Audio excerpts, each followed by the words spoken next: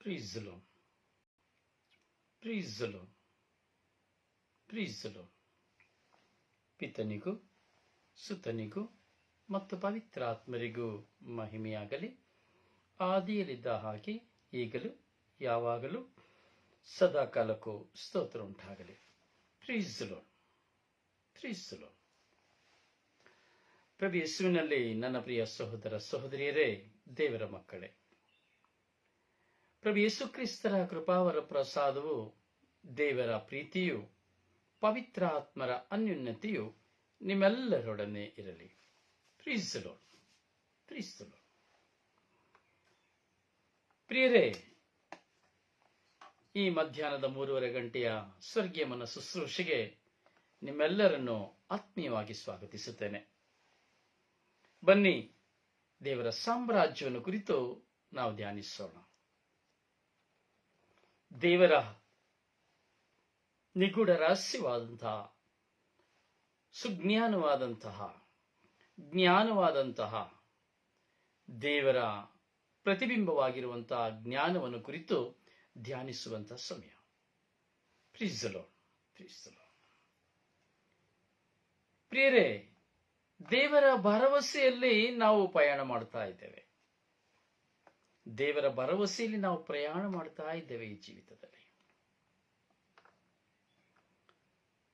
ಒಂದು ಊರಿನಲ್ಲಿ ಒಂದು ಸುಂದರವಾದ ಒಂದು ಕೊಕ್ಕರೆ. ಈ ಕೊಕ್ಕರೆ ಯಾವಾಗಲೂ ಒಂದು ಬಂಡೆಯ ಕಲ್ಲಿನ ಮೇಲೆ ಕುಳಿತುಕೊಳ್ತಾ ಇತ್ತು.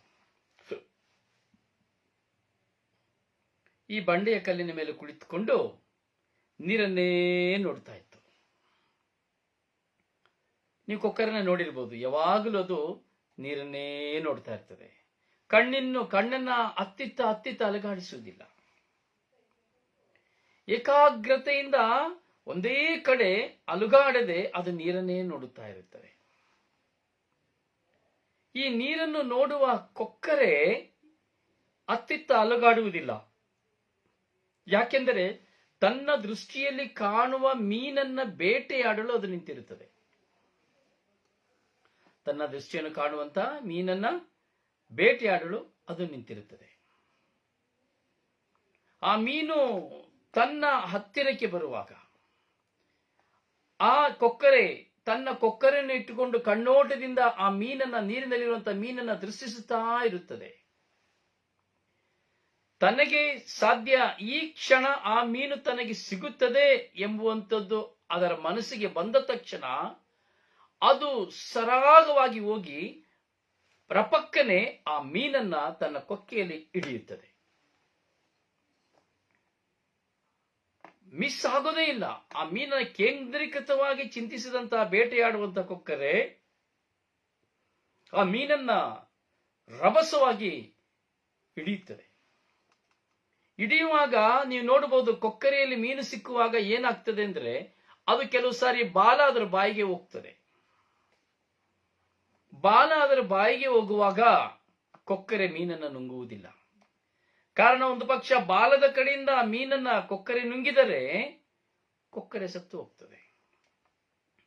ಕಾರಣ, ಮೀನುಗಳು ಅಡ್ಡವಾಗಿರುತ್ತವೆ, ಮುಳ್ಳುಗಳು ಅಡ್ಡವಾಗಿರುತ್ತವೆ.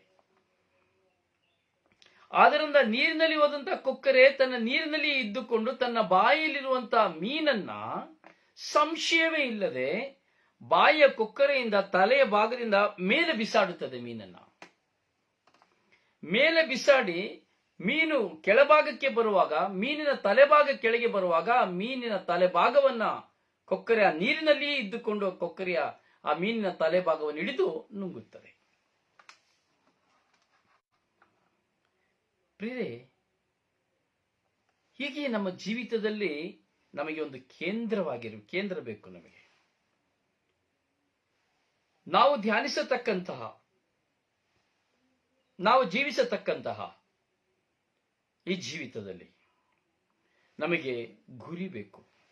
ಈ ಕೊಕ್ಕರೆಯಂತ ಗುರಿ ಬೇಕು. ನಾನು ಕಾದು ಕುಳಿತುಕೊಳ್ಳಬೇಕು. ಕೊಕ್ಕರೆಯು ತನ್ನ ಹಸಿವಿಗಾಗಿ, ಮೀನಿಗಾಗಿ ಕಾದು ಕುಳಿತುಕೊಳ್ಳುವಂತೆ ನಾನು ಕಾದು ಕುಳಿತುಕೊಳ್ಳಬೇಕು.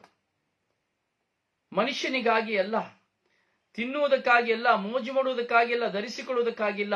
ದೇವರ ವಾಕ್ಯಕ್ಕೆ ನೀನು ನಾನು ದೇವರ ವಿಶ್ವಾಸಿ ಎಂದು ಹೇಳುವಾಗ ಆ ಕೊಕ್ಕರೆಯು ತನ್ನ ಮನಸ್ಸನ್ನ ಕೇಂದ್ರೀಕೃತ ಮಾಡಿ ಮೀನು ತನ್ನ ಬಾಯಿಗೆ ಸಿಕ್ಕುವವರೆಗೂ ಕಾದು ಕುಳಿತುಕೊಂಡು ಆ ಮೀನನ್ನು ಬೇಟೆಯಾಡುವಂತೆ ನಾವು ದೇವರ ವಾಕ್ಯವನ್ನು ಬೇಟೆಯಾಡಬೇಕು.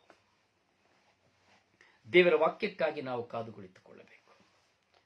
ಕೊಕ್ಕರೆಗೆ ಭರವಸೆ, ಈಗ ಮೀನು ಬರುತ್ತದೆ, ಇಲ್ಲಿ ಮೀನು ಬರುತ್ತದೆ, ಮೀನನ್ನು ನೋಡಿದ್ದೇನೆ, ಇದು ನನ್ನ ಕೈಗೆ ಸಿಕ್ಕಿಯೇ ಸಿಕ್ಕುತ್ತದೆ, ಇದು ತಪ್ಪಿಸಿಕೊಳ್ಳಲು ಸಾಧ್ಯವಿಲ್ಲ ಎಂಬುದಾಗಿ ಕೊಕ್ಕರೆ ಗುರಿ ಇಟ್ಟು ಕಾಯುತ್ತಾ ಇರುತ್ತದೆ. ಪ್ರಿಯರಿಗೆ, ನಾವು ದೇವರ ವಾಕ್ಯಕ್ಕಾಗಿ ಕಾಯಬೇಕು. ಆ ದೇವರ ಮಧುರ ವಾಕ್ಯಕ್ಕಾಗಿ ನಾವು ಕಾಯಬೇಕು.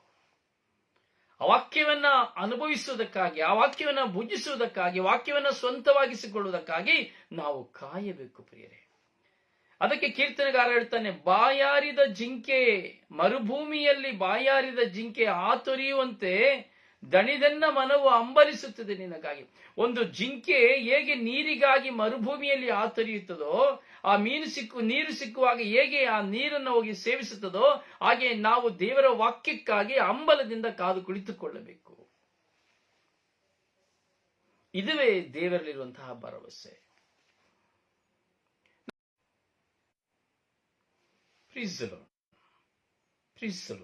ದಯವಿಟ್ಟು ಕ್ಷಮಿಸಿ, ನೆಟ್ವರ್ಕ್ ಪ್ರಾಬ್ಲಮ್.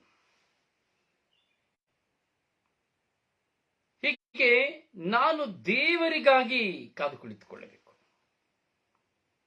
ನನಗೆ ಗುರಿ ಇರಬೇಕು. ನಾನು ದೇವರೊಂದಿಗೆ ಇದ್ದರೆ, ನನ್ನೊಡನೆ ದೇವರಿರುವುದಾದರೆ, ನಾನು ದೇವರೊಂದಿಗೆ ಇರುವುದಾದರೆ ನಾನು ಎಲ್ಲವನ್ನು ಜಯಿಸಲು ಸಾಧ್ಯ ಎಂಬುವಂತಹ ಗುರಿ ನಮಗಿರಬೇಕು. ಪ್ರಿಯರೇ, ನಮ್ಮ ಜೀವಿತದಲ್ಲಿ ನಮಗೆ ಭರವಸೆ ಮುಖ್ಯ. ನೋಡಿ, ನಾವು ಕಳೆದ ದಿನಗಳಿಂದ ನಾವು ಈ ದೇವರ ಭರವಸೆಯನ್ನು ಕುರಿತು ನಾವು ಚಿಂತಿಸ್ತಾ ಇದ್ದೇವೆ, ಧ್ಯಾನಿಸ್ತಾ ಇದ್ದೇವೆ. ಈ ದೇವರನ್ನು ಕುರಿತಾದಂತಹ ಈ ಭರವಸೆ ನಮ್ಮ ಹೃದಯದಲ್ಲಿ ಆಳವಾಗಿ ನಾಟಿರಬೇಕು. ಅದಕ್ಕೆ ನಾವು ಸಿರಾಕನ ಗ್ರಂಥದಲ್ಲಿ 2ನೇ ಅಧ್ಯಾಯದಲ್ಲಿ 2ನೇ ವಾಕ್ಯದಲ್ಲಿ ಮತ್ತೆ ನಾವಿಂದು ನಾವು ಧ್ಯಾನಿಸಬೇಕಾದ್ರೆ, ಹಿಂದಿನವರನ್ನು ಗಮನಿಸಿರಿ, ತಂದುಕೊಳ್ಳಿರಿ ಲಕ್ಷ್ಯಕ್ಕೆ. ದೇವರನ್ನು ನಂಬಿದವರಿಗೆ ಆಗಿದ್ದುಂಟೆ ನಾಚಿಕೆ, ಭಯಭಕ್ತಿಯಿಂದ ಬಾಳಿದವನನ್ನು ಆತ ಕೈಬಿಟ್ಟಿದ್ದುಂಟೆ. ನೋಡಿ, ನಂಬಿಕೆಯಿಂದ ಜೀವಿಸಿದಂತ ಯಾವ ಪ್ರವಾದಿಗಳು, ಯಾವ ಪ್ರೇಷಿತರು ತಮ್ಮ ನಂಬಿಕೆಯನ್ನು ಕಳೆದುಕೊಳ್ಳಲಿಲ್ಲ.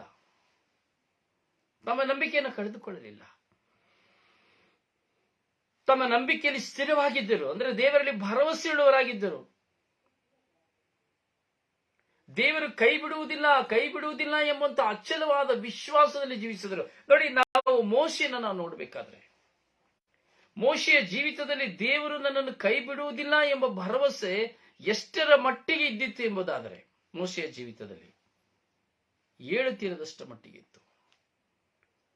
11 ಪಿಡುಗುಗಳು ಈಜಿಪ್ಟಿನಲ್ಲಿ ನಡೆದರೂ ಸಹ, ಒಂದೊಂದು ಪಿಡುಗಿನ ಸಮಯದಲ್ಲಿಯೂ ದೇವರು ಮೋಶೆಯನ್ನ ಫಾರೋನ ಬಳಿಗೆ ಕಳುಹಿಸುವಾಗ ಆ ಫಾರೋನಲ್ಲಿ ಅಚಲವಾದ ಭರವಸೆ ಇತ್ತು. ನನ್ನ ದೇವರು ನನ್ನೊಂದಿಗಿದ್ದಾರೆ, ನನ್ನನ್ನು ನಾಚಿಕೆಗೀಡುಪಡಿಸುವುದಿಲ್ಲ, ನನ್ನ ದೇವರು ನನ್ನೊಂದಿಗಿದ್ದಾರೆ, ದೇವರು ಹೇಳಿದಂತೆ ಮಾಡುತ್ತಾರೆ. ನೋಡಿ, ಒಂದೊಂದು ನಡೆದಂತಹ ಪಿಡುಗುಗಳು, ಬಂದಂತ ಒಂದೊಂದು ಪಿಡುಗುಗಳಲ್ಲಿಯೂ ಮೋಶೆಗಿದ್ದಂತಹ ನಂಬಿಕೆ ಎಷ್ಟು ದೊಡ್ಡದು ನೋಡಿ. ಮೋಶೆ ಕಂಡುಕೊಂಡಂತ ನಂಬಿಕೆ ಎಷ್ಟು ದೊಡ್ಡದು ನೋಡಿ.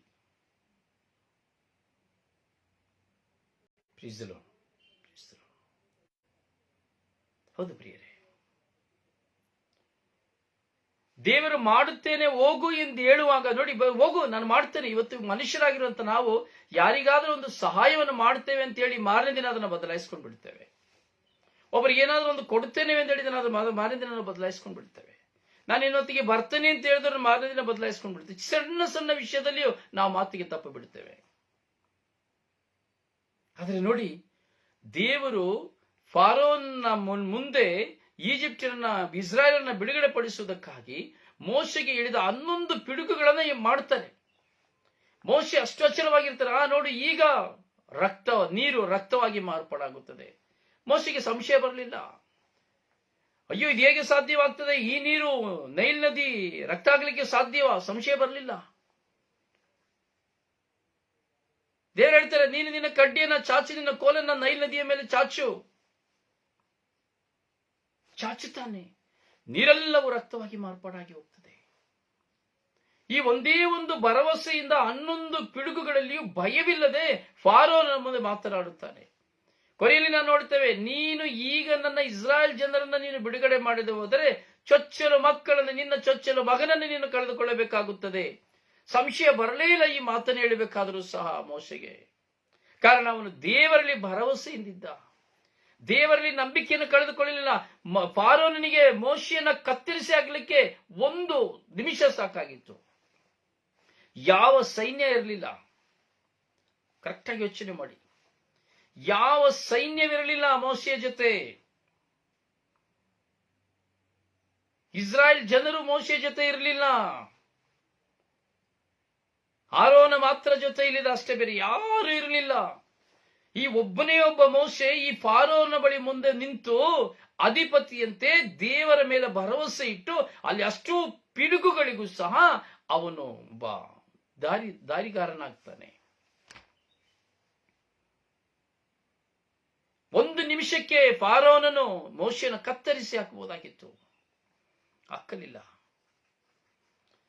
ಕೊನೆ ಗಳಿಗೆಯಲ್ಲಿ ತನ್ನ ಮಗನನ್ನ ಕಳೆದುಕೊಳ್ಳುತ್ತಾನೆ ಎಂದು ಹೇಳುವಾಗಲೂ ಮೋಶೆಯನ್ನ ಕತ್ತರಿಸಿ ಹಾಕಬಹುದಾಯ್ತು ಯವನ.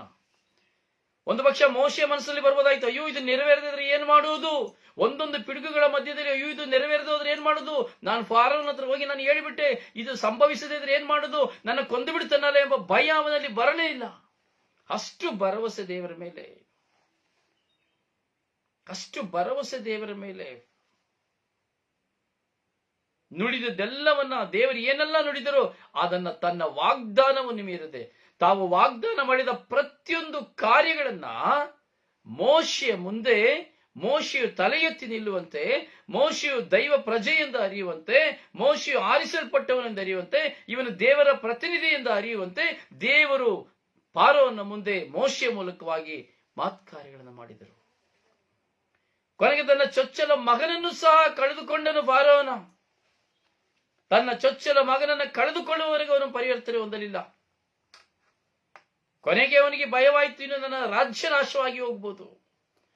ಅದರಿಂದ ಅವನು ಹೇಳಿದ, ಹೋಗು, ಕರೆದುಕೊಂಡು ಹೋಗಿಬಿಡು, ಇಲ್ಲಿಂದ ಇನ್ನು ನಿಲ್ಲಬೇಡ, ನಿನ್ನ ಇಸ್ರಾಯೇಲ್ ಜನರೆಲ್ಲರನ್ನ ನೀನು ಕರೆದುಕೊಂಡು ಹೋಗಿಬಿಡು. ನೋಡಿ, ಮೋಶೆಗಿದ್ದಂತ ಆ ಭರವಸೆ ನಿಮಿತ್ತವಾಗಿ ಅವನು ಈಜಿಪ್ಟಿನಿಂದ ಇಸ್ರಾಯೇಲನ್ನು ಬಿಡುಗಡೆ ಮಾಡಿ ಪಲಾಯನ ಮಾಡುತ್ತಾನೆ. ಆ ಪಲಾಯನ ಮಾಡುವ ಸಮಯದಲ್ಲಿ ನಾವು ನೋಡುತ್ತೇವೆ, ಕಳಿಸಿಬಿಟ್ಟ.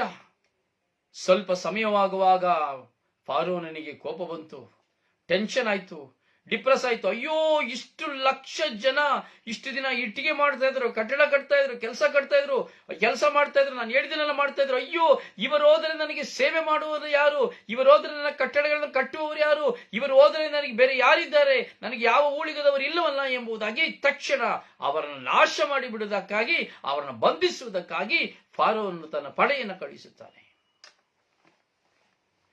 ಅರ್ಧ ದಾರಿ ತಲುಪಿದ್ರು ಇವರು. ಅರ್ಧ ದಾರಿ ತಲುಪುವಾಗ ನಾವು ನೋಡ್ತೇವೆ, ಧೂಳು, ಭಯಂಕರವಾದ ಧೂಳೆದ್ದೇಳುತ್ತಾ ಇದೆ. ದೂರದಲ್ಲಿ ನೋಡೋರು ಹೇಳಿದ್ರು, ಅಯ್ಯೋ, ಫಾರೋನ ಪಡೆ ಬರ್ತಾ ಇದೆ, ಅಯ್ಯೋ, ಫಾರೋನ ಪಡೆ ಬರ್ತಾ ಇದೆ, ಇನ್ನು ನಮ್ಮನ್ನು ತುಂಡು ತುಂಡರಿಸಿ ಬಿಡುತ್ತಾನೆ. ಏನು ಮಾಡಿದ್ರು? ಬೊಬ್ಬೆ ಹಾಕಿದ್ರು, ಜನರು ಬೊಬ್ಬೆ ಹಾಕಿದ್ರು. ಮೋಶೆ ಹೇಳಿದ್ರು, ಇವನನ್ನ ಕೊಲ್ಲಿರಿ, ಇವನ್ ಅಲ್ಲಿದ್ದಿದ್ರೆ ನಾವು 3 ಹೊತ್ತು ಊಟ ಮಾಡಿ ಜೀವಂತವಾಗಿರ್ತಾ ಇದ್ದೋ, ಇವನ ಮಾತನ್ನು ಕೇಳಿ ನಾವೀಗ ಇಲ್ಲಿ ಬಂದೆವು, ಈಗ ನಾಶವಾಗ್ತೇವೆ ಎಂಬುದಾಗಿ ಮೋಶೆಯ ಮೇಲೆ ಹಗೆ ಬಿದ್ದರು. ಮೋಶೆಯನ್ನು ಕೊಲ್ಲುವಂತ ಹೋರಾಟದಲ್ಲಿ ಹೋದರು. ದೇವರನ್ನ ಗೊಣಗಿದರು, ಮೋಶೆಯನ್ನು ಗೊಣಗಿದರು. ಆದರೆ ಮೋಶೆ ಆದರೂ ಕಲ್ಲು ಬೀಸುವಂತ ದೂರಕ್ಕೆ ಹೋಗಿ ಮೊಣಕಾಲೂರಿ ಪ್ರಾರ್ಥಿಸಿದ. ತನ್ನ ಭರವಸೆಯನ್ನು ಅವನು ಕಳೆದುಕೊಳ್ಳಲಿಲ್ಲ. ದೇವಾ, ಇಷ್ಟು ಕಾಲಗಳವರೆಗೂ ನೀನು ನನ್ನ ಜೊತೆಯಲ್ಲಿದ್ದು ನೀನು ನಮ್ಮನ್ನು ಮುನ್ನಡೆಸಿದೆ, ಫಾರೋನ ಕೈಯಿಂದ ಹಲವು ಬಾರಿ ಬಿಡಿಸಿದೆ, ಇಸ್ರಾಯೇಲನಿಗೆ ಸಂಪೂರ್ಣವಾಗಿ ಬಿಡಿಸಿಕೊಳ್ಳಲು ಬಂದ. ಆದರೆ ಈಗೋ ಈ ಕ್ಷಣ ಏನು ಸಂಭವಿಸ್ತಾ ಇದೆ ನನಗೆ ಗೊತ್ತಿಲ್ಲ. ಈಗೋ ಫಾರೋನ ಪಡೆಯು ಬರುತ್ತಾ ಇದೆ, ನಾನು ಏನು ಮಾಡಬೇಕೆಂದು ಗೊತ್ತಿಲ್ಲ. ಮುಂದೆ ಸಮುದ್ರವು, ಕೆಂಪು ಕಡಲು ನನ್ನ ಮುಂದೆ ಇದೆ. ಯಾವ ಭಾಗದಲ್ಲೂ ನಾನು ತಪ್ಪಿಸಿಕೊಳ್ಳಲು ಹೋಗಲು ಸಾಧ್ಯವಾಗುತ್ತಾ ಇಲ್ಲ. ಇಸ್ರಾಯೇಲನ್ನು ಬಿಡುಗಡೆ ಪಡಿಸಿಕೊಳ್ಳಲು ಸಾಧ್ಯವಾಗುತ್ತಾ ಇಲ್ಲ. ಇದಕ್ಕೆ ಬದಲಾಗಿ ನೀನು ನನ್ನನ್ನು ಕೊಂದು ಬಿಡು ಎಂಬುದಾಗಿ, ಜನರು ಕೊಲ್ಲುವುದಕ್ಕೆ ಮುಂಚಿತವಾಗಿ ನೀನು ನನ್ನನ್ನು ಕೊಂದು ಬಿಡು ಎಂಬುದಾಗಿ ಮೋಶೆಯು ಪ್ರಾರ್ಥಿಸಿದ. ಮೋಶೆಯ ಆಳವಾದ ಭರವಸೆ. ಮೋಶೆಗೆ ಒಂದು ಹೃದಯದಲ್ಲಿ ಭರವಸೆ ಇತ್ತು, ಇಷ್ಟು ಜನರನ್ನ ಕರೆದುಕೊಂಡು ಹೋಗು ಎಂದು ಕಳಿಸುವಾಗ ದೇವರು ಖಂಡಿತವಾಗಿ ಎಲ್ಲ ಮಾರ್ಗಗಳನ್ನು ತೆರೆದುಕೊಡುತ್ತಾರೆ ಎಂಬುದಾಗಿ. ಹಿಂದೆ ಅಬ್ಬರದ ಫಾರೋವನ ಸೈನ್ಯ ಅಬ್ಬರಿಸಿ ಬರುತ್ತಾ ಇದೆ.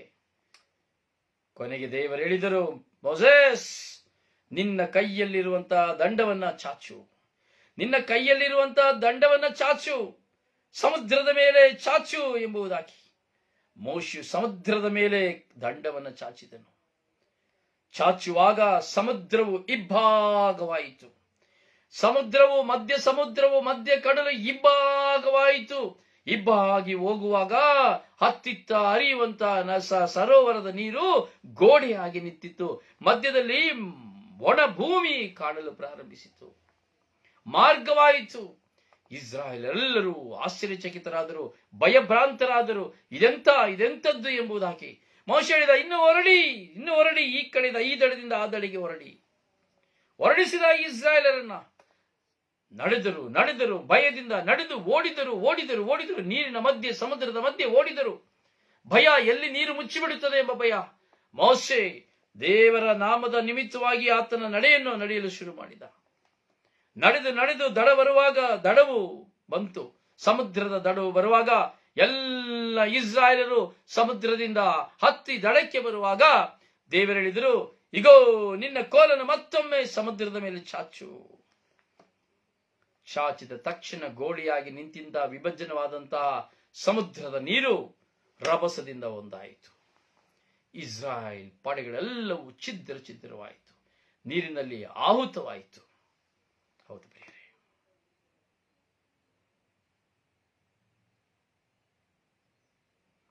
ದೇವರಲ್ಲಿ ಮೋಶೆ ಇಟ್ಟಂತಹ ಭರವಸೆ ನೋಡಿ. ಮೋಶೆಯ ಅಚಲವಾದ ಭರವಸೆ 32 ಲಕ್ಷ ಕಾಲಾಳುಗಳನ್ನು ಕರೆದುಕೊಂಡು ಹೋದ.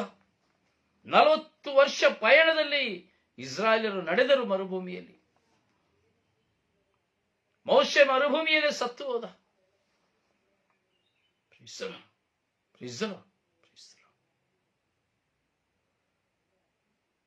ಪ್ರಿಯರೇ, ಈ ಭರವಸೆ ನಮ್ಮ ಜೀವಿತದಲ್ಲಿ ಇರಬೇಕು. ದೇವರು ನನ್ನೊಡನಿದ್ದಾರೆ ಎಂದು ಬರೀ ಬಾಯಲ್ಲಿ ಹೇಳಿ ನಾಳೆ ಒಂದು ಸಮಸ್ಯೆ ಬಂದ್ರೆ ಟೆನ್ಷನ್ ಆಗಿ ತಲೆ ಕೆಡಿಸ್ಕೊಂಡು ಕೂತ್ಕೊಂಡ್ರೆ ಅದು ದೇವರಲ್ಲಿ ಭರವಸೆ ಇದೆ ಅಂತ ಹೇಳಿಲ್ಲ ಅರ್ಥ. ಒಂದು ಸಮಸ್ಯೆ ಉಲ್ಪಣವಾದ್ರೆ ಅಯ್ಯೋ ಇನ್ನು ಮುಗೀತು ಎಂದು ಹೇಳಿ ನಾವು ಸರ್ಕಸ್ ಮಾಡಿ ಕೂತ್ಕೊಂಡ್ರೆ ಅದು ಭರವಸೆ ಅಲ್ಲ. ದೇವರು ನನ್ನೊಡನಿದ್ದಾರೆ, ಈ ಭರವಸೆ ನನ್ನ ಜೀವಿತದಲ್ಲಿ ಅಚ್ಚಳಿಯದೆ ಉಳಿಯಬೇಕು. ಎಂಥ ಮಾರಕವಾದದ್ದು ಬಂದರೂ ಸರಿಯೇ, ಎಂಥ ಹೋರಾಟಕರವಾದದ್ದು ಬಂದರೂ ಸರಿಯೇ, ಯಾವ ರೋಗ ಬಂದರೂ ಸರಿಯೇ, ನನ್ನ ದೇವರು ನನ್ನೊಂದಿಗಿದ್ದಾರೆ ಎಂಬ ಭರವಸೆ ನಮಗಿರಬೇಕು. ಹೌದು ಪ್ರಿಯರೇ, ಈ ಭರವಸೆಯಲ್ಲಿ ನಾವು ಜೀವಿಸಬೇಕು. ಅದನ್ನು ಹೇಳಿದ, ದೇವರನ್ನು ನಂಬಿದವರಿಗೆ ಆಗಿದ್ದುಂಟೆ ನಾಚಿಕೆ, ಭಯಭಕ್ತಿಯಿಂದ ಬಾಳಿದವನನ್ನು ಆತ ಕೈಬಿಟ್ಟಿದ್ದುಂಟೆ. ಖಂಡಿತವಾಗಿ ದೇವರು ಕೈ ಬಿಡಲಿಲ್ಲ. ಮೋಶೆಯನ್ನು ಮಾತ್ರವಲ್ಲ, ನಿಮ್ಮನ್ನು ನನ್ನನ್ನು ಸಹ ಅವರು ಕೈ ಬಿಡುವುದಿಲ್ಲ. ಯಾಕಂದ್ರೆ ನಾವು ಅವರಲ್ಲಿ ಭರವಸೆಯಿಂದ ಜೀವಿಸುವಾಗ ಖಂಡಿತವಾಗಿಯೂ ಅವರು ನಮ್ಮನ್ನ ಕೈ ಬಿಡುವುದಿಲ್ಲ. ಅದಕ್ಕೆ ಹೇಳಿದ್ರು, ಹೆತ್ತ ತಾಯಿ ನಿನ್ನನ್ನು ಮರೆಯಬಹುದು, ನಾನು ನಿನ್ನನ್ನು ಮರೆಯುವುದಿಲ್ಲ. ಇವತ್ತು ಹೆತ್ತ ತಾಯಿ ತನ್ನ ಮಗುವನ್ನು ಮರೆತು ಬಿಡ್ತಾ ಇದ್ದಾಳೆ. ತಾನು ಮೊಲೆ ಕೊಡುವಂತ ಕೂಸನ್ನು ಮರೆತು ಬಿಡ್ತಾ ಇದ್ದಾಳೆ. ಎಷ್ಟು ನಿದರ್ಶನ ಬೇಕು? ತನ್ನ ಸೌಂದರ್ಯ ಹೋಗಿ ಬಿಡುತ್ತದೆ ಅಂತೇಳಿ ಜನ್ಮ ಕೊಟ್ಟ ತಾಯಿ ತನ್ನ ಮಗುವಿಗೆ ಮೊಲೆ ಹಾಲನ್ನು ಉಣಿಸುವುದಿಲ್ಲ. ತನ್ನ ಸ್ವಾರ್ಥ ಸುಖದಿಂದ ಪಡೆದಂತ ಮಗುವನ್ನ ರಸ್ತೆಯಲ್ಲಿ ಬಿಟ್ಟು ಓಡಿ ಹೋಗ್ತಾಳೆ, ಅನಾಥಾಶ್ರಮಗಳಲ್ಲಿ ಬಿಟ್ಟು ಓಡಿ ಹೋಗ್ತಾಳೆ. ಒಬ್ಬ ಗಂಡಸಿನ ಸುಖ ಸಿಕ್ಕುವಾಗ ಆ ಮಗು ನಮಗೆ ಬೇಡ ಎಂದರೆ ಆ ಮಗುವನ್ನ ಮಾರಿ ಹೋಗಿ ಬಿಡುತ್ತಾಳೆ. ಹೌದು ಪ್ರಿಯರೇ, ನಾನು ಸಹ ರಸ್ತೆಯಲ್ಲಿ 25,000 ರೂಪಾಯಿ ಕೊಟ್ಟಿದ್ದೀನಿ ಒಂದು ಮಗುವಿಗೆ ಜೀವ ಕೊಡ್ಲಿಕ್ಕಾಗಿ, ಒಂದು ಮಗುವಿಗೆ ಜೀವ ಕೊಡುವುದಕ್ಕಾಗಿ 25,000 ರೂಪಾಯಿನ ಕೊಟ್ಟಿದ್ದೇನೆ. ಪ್ರಿಯ, ಇವತ್ತು ಎಷ್ಟೋ ಜನ ಮಕ್ಕಳು, ಬಿಸಾಡಲ್ಪಟ್ಟಂತ ಮಕ್ಕಳು ಅನಾಥರಾಗಿ ದೇವಾಲಯಗಳಲ್ಲೂ, ಆಶ್ರಮಗಳಲ್ಲೂ, ರಸ್ತೆಯಲ್ಲೂ, ಆಸ್ಪತ್ರೆಗಳಲ್ಲೂ ಬಿಟ್ಟು ಓಡುವಂತ ತಾಯಿಯಂದಿರಂದ್ರೆ ಅದಕ್ಕೆ ದೇವರು ಹೇಳಿದರು ಎತ್ತ ತಾಯಿ ತನ್ನ ಮೊಲಕೂಸನ್ನು ಮರೆತಾಳಾದರೆ ನಾನು ನಿಮ್ಮನ್ನು ಮರೆಯುವುದಿಲ್ಲ. ದೇವರು ಮರೆಯುವುದಿಲ್ಲ, ದೇವರೆಂದಿಗೂ ಮರೆಯುವುದಿಲ್ಲ, ದೇವರೆಂದಿಗೂ ಮರೆಯುವುದಿಲ್ಲ. ಹೌದು ಪ್ರಿಯರೇ, ಆದರೆ ನಾವು ದೇವರನ್ನ ಮರೆತು ಬಿಡ್ತಾ ಇದ್ದೇವೆ. ಹೆಚ್ಚು ಸುಖ ಬರುವಾಗ ಮರೆತು ಬಿಡ್ತಾ ಇದ್ದೇವೆ, ಆಡಂಬರ ಬರುವಾಗ ಮರೆತು ಬಿಡ್ತಾ ಇದ್ದೇವೆ, ಹಣ ಆಸ್ತಿ ಅಂತಸ್ತು ಬರುವಾಗ ಮರೆತು ಬಿಡ್ತಾ ಇದ್ದೇವೆ. ಅದು ಬರುವ ತನಕ ದೇವರೇ ದೇವರೇ ದೇವರೇ ಎಂಬುದಾಗಿ ಕೂತ್ಕೊಂಡಿದ್ದು. ಯಾವಾಗ ಈ ಹಣ ಆಸ್ತಿ ಅಂತಸ್ತು ಬಂತು ಆ ಕ್ಷಣ ನಾವು ದೇವರನ್ನ ಮರೆತು ಬಿಡ್ತಾ ಇದ್ದೇವೆ. ಕಾರಣ ಹಣವು ನಮ್ಮ ಕಣ್ಣನ್ನು ಮುಚ್ಚಿಸಿ ಬಿಡ್ತಾ ಇದೆ. ನಮ್ಮ ಭರವಸೆ ಸಂಪೂರ್ಣವಾಗಿ ಹಣವನ್ನ ಆವರಿಸಿಕೊಂಡಿದೆ. ಅದೇನು ಹೇಳಿದ್ರು, ಭಯಭಕ್ತಿಯಿಂದ ಬಾಳಿದವನನ್ನು ಆತ ಕೈ ಬಿಟ್ಟಿದ್ದುಂಟೆ, ಆತನಲ್ಲಿ ಮೊರೆ ಇಟ್ಟವನು ತಿರಸ್ಕರವಾಗಿದ್ದುಂಟೆ. ಯಾರನ್ನಾದರೂ ದೇವರು ತಿರಸ್ಕರಿಸಿದಾರ? ದೈವ ಚಿತ್ತಕ್ಕನುಸಾರವಾಗಿ ಪ್ರಾರ್ಥಿಸುವ ಯಾವ ಪ್ರಾರ್ಥನೆಯಲ್ಲಿ ಯಾವ ವ್ಯಕ್ತಿಯನ್ನ ದೇವರು ನಿರಾಶೆಪಡಿಸುವುದಿಲ್ಲ.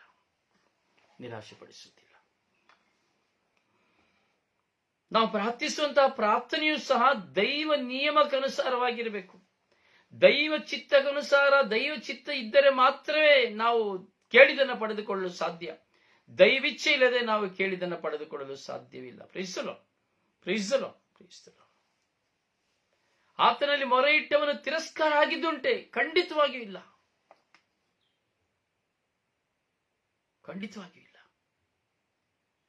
ಕಾರಣ ಆತನು ಪ್ರೀತಿ ಸ್ವರೂಪಿ.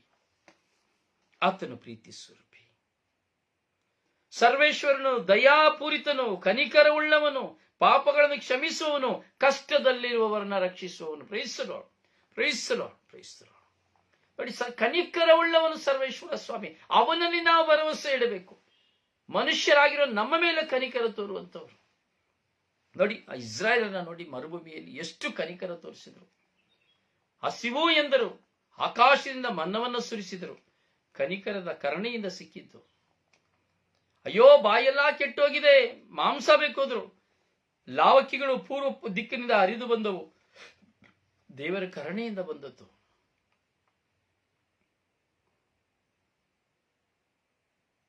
ಮನ್ನವನ್ನು ತಿಂದರು, ಮಾಂಸವನ್ನು ತಿಂದರು, ದಾಹಗೊಂಡರು, ಬಂಡೆಯಿಂದ ನೀರನ್ನು ಕೊಟ್ಟರು. ಅವರ ಬಟ್ಟೆಗಳು ಹರಿದು ಹೋಗಲಿಲ್ಲ, ಅವರ ಚಪ್ಪಲಿಗಳು 40 ವರ್ಷ ಕಿತ್ತು ಹೋಗಲಿಲ್ಲ.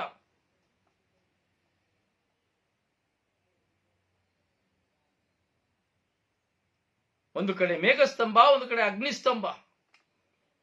40 ವರ್ಷ ಪ್ರಯಾಣದಲ್ಲಿ ಅವರ ಮುಂದೆ ನೆರಳೇ ಇತ್ತು. ಯಾವ ಮಳೆ ಬೀಳಲಿಲ್ಲ ಅವರ ಮೇಲೆ.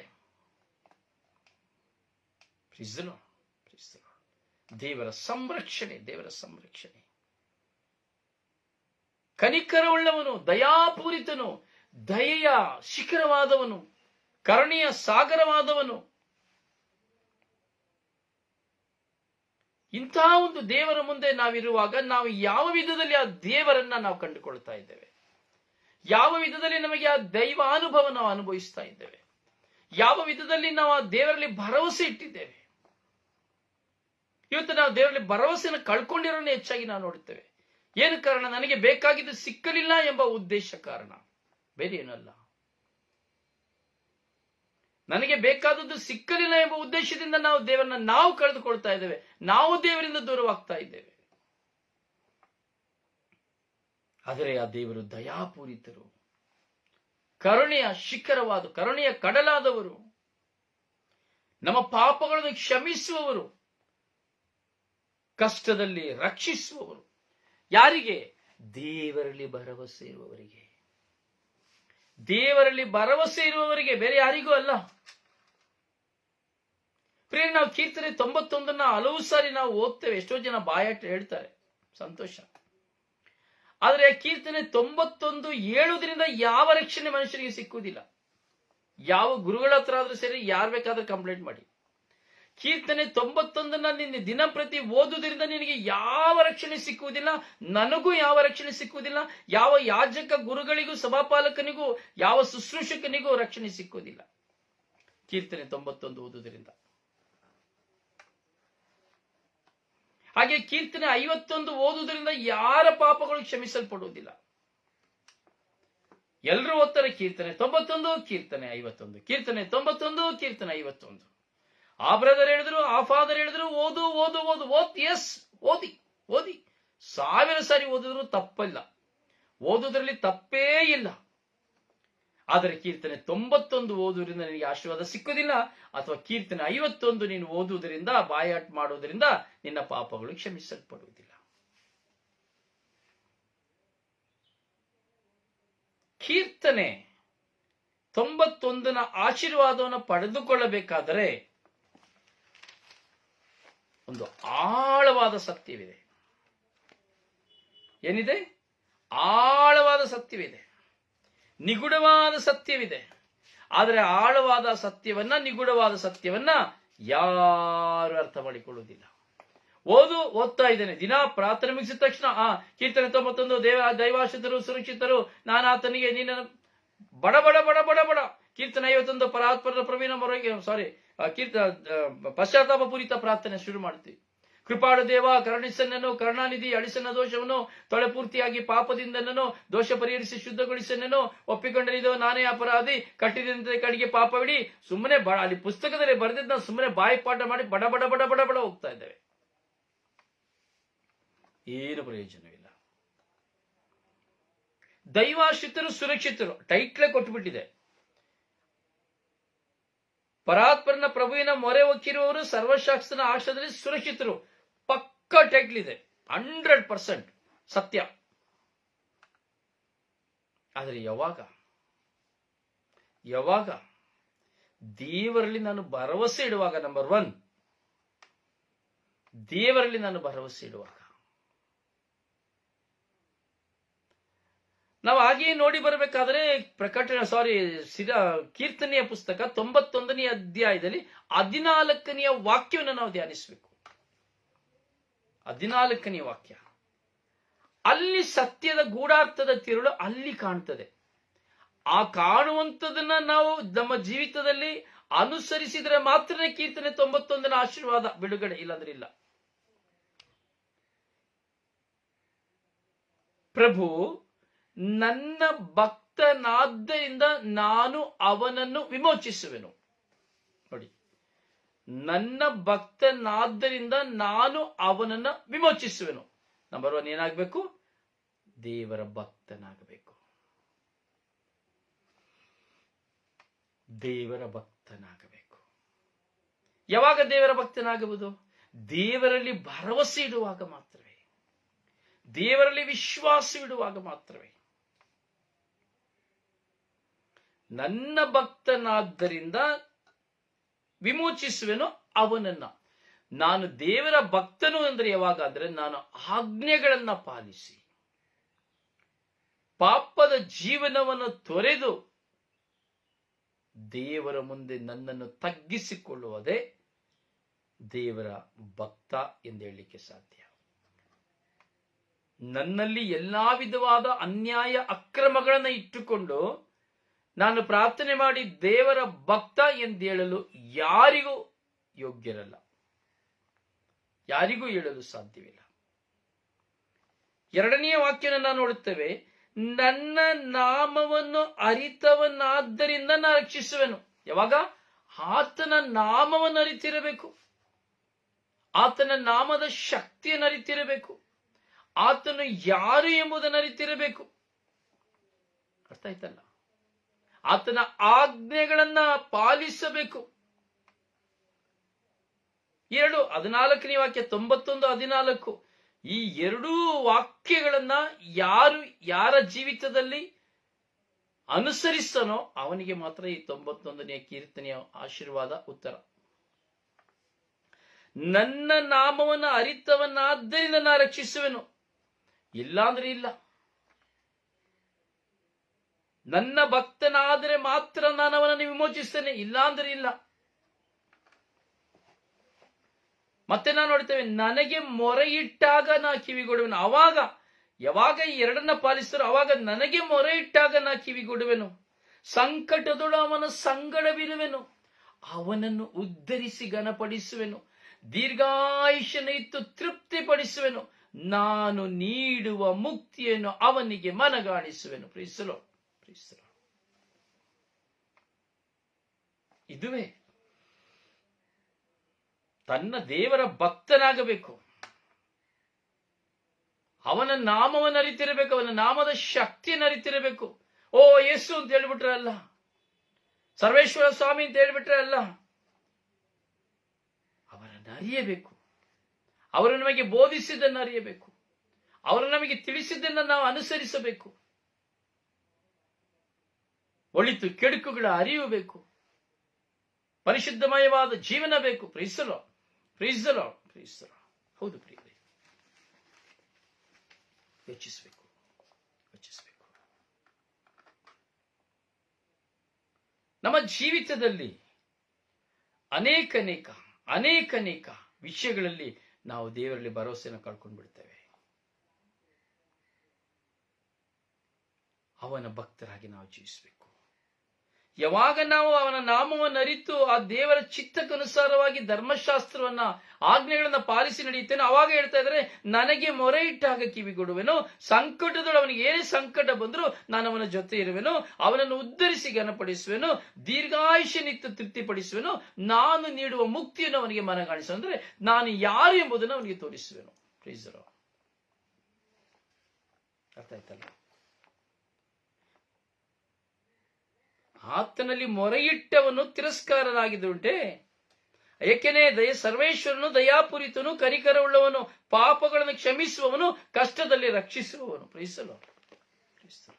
ಅದೇ ಕೀರ್ತನೆ 51ಕ್ಕೆ ಹೋಗ್ತೇವೆ. ಎಷ್ಟೋ ಜನ ಕೀರ್ತನೆ 51 ಓದ್ಬಿಟ್ರೆ ಪಾಪ ಕ್ಷಮಿಸಲ್ಪಡುತ್ತೆ. ಇಲ್ಲ, ಆ ಕೀರ್ತನೆಯನ್ನ ಓದುವಾಗ, ಅದನ್ನು ಓದುವುದಕ್ಕೆ ಮುಂಚಿತವಾಗಿ ಅದನ್ನು ಓದುತ್ತಿರುವಂತ ನಾನು ನನ್ನ ಜೀವಿತದಲ್ಲಿ ನನ್ನ ತಪ್ಪುಗಳನ್ನ, ನನ್ನ ಪಾಪಗಳನ್ನ ನಾನು ಅರಿಯಬೇಕು.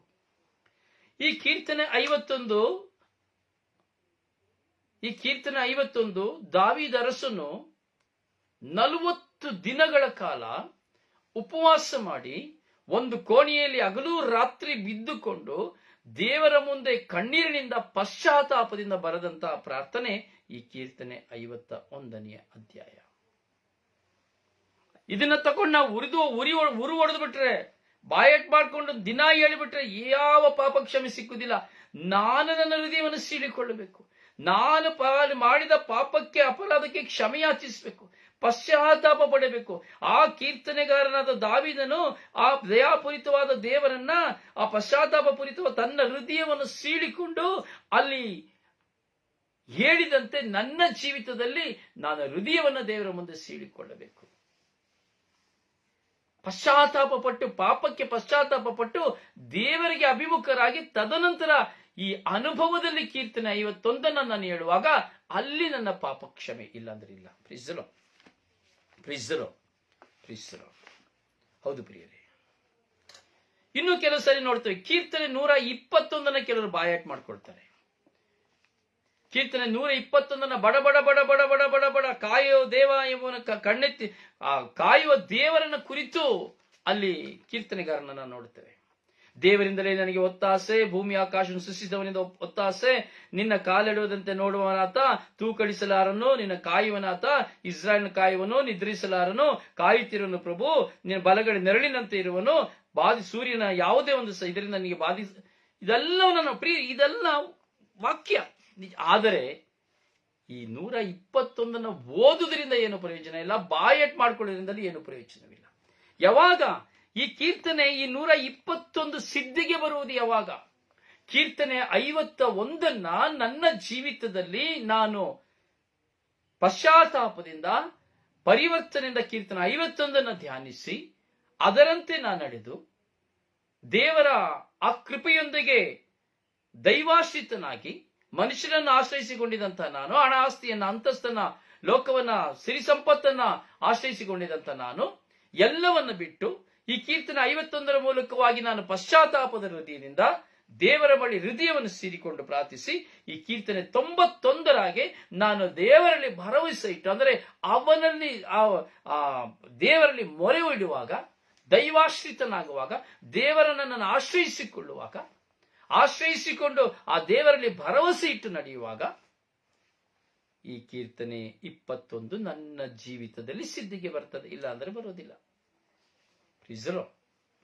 ಹೇಳ್ತಾರೆ 121 ಯಾವಾಗಲೂ ಹೇಳ್ತೀನಿ. ಹೌದು, ಅದು ನಿನ್ನ ತೃಪ್ತಿಗೆ ಹೇಳಬೇಕು, ನನ್ನ ತೃಪ್ತಿಗೆ ಹೇಳಬೇಕು.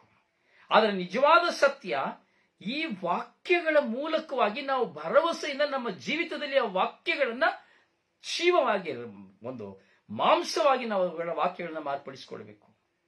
ನಾವು ಬದಲಾವಣೆಯನ್ನು ಪಡೆಯಬೇಕು. ಆಗ ಮಾತ್ರವೇ ಸಾಧ್ಯ.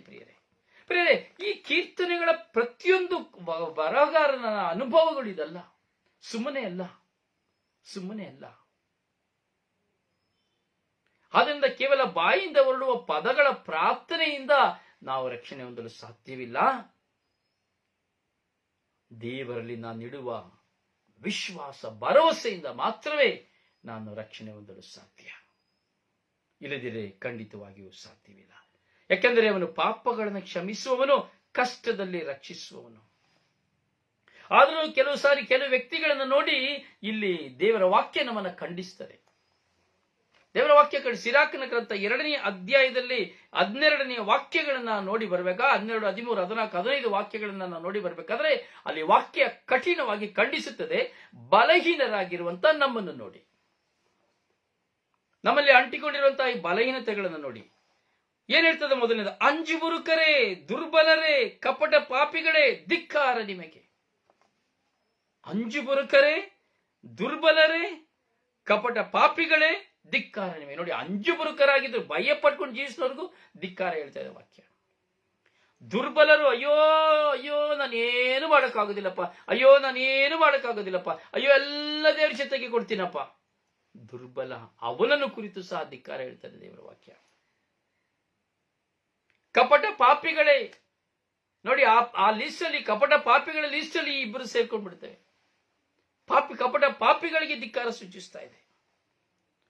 ಹಾಗೆಯೇ ಈ ದುರ್ಬಲ ಮನಸ್ಸುಳ್ಳವರಿಗೂ ಧಿಕ್ಕಾರವನ್ನು ಸೂಚಿಸ್ತಾ ಇದೆ.